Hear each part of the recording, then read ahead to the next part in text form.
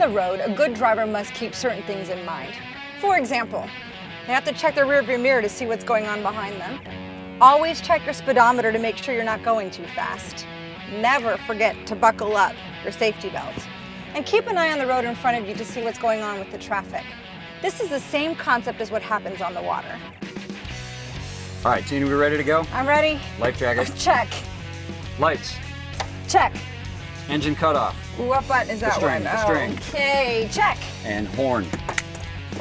Ha. Check. We're ready. Let's do it.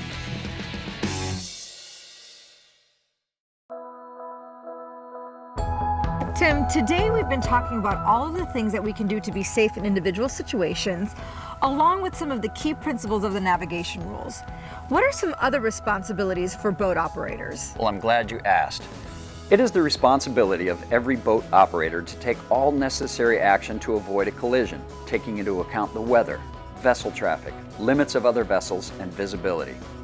Such action should be taken in ample time to avoid a collision and at a safe distance from other vessels. If there is a risk of collision, rule number 2 of the NAV rules requires you to do everything you can to avoid the collision.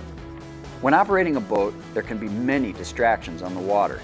It is your responsibility as a boat operator to maintain a proper lookout. In fact, not keeping a sharp lookout is the most common cause of collisions. Be sure that no passengers or equipment can interfere with your visibility. Watch and listen for other vessels, radio communications, navigational hazards, and people involved in other water activities. 5 short blasts on the water means danger. You can use 5 short blasts when you're not certain what another boater intends to do to avoid a collision or if you need help. It is important to provide a safe environment for all participants both on and in the water. Also remember that all hands on the boat can and should be lookouts. Be sure that you let your passengers know that it is their responsibility as well to help keep watch while the boat is underway. Except where speed is restricted by regulation or the waterway is marked by a no-wake or slow-speed buoy or sign, it is critical to find a safe speed that allows the time and the distance to avoid collisions. Remember that a safe speed also means controlling your wake. Watch out for other vessels that are at a standstill and could be affected by it. A safe speed will differ depending on vessel size, maneuverability, surrounding vessel traffic density, operator's navigational expertise, and environmental conditions.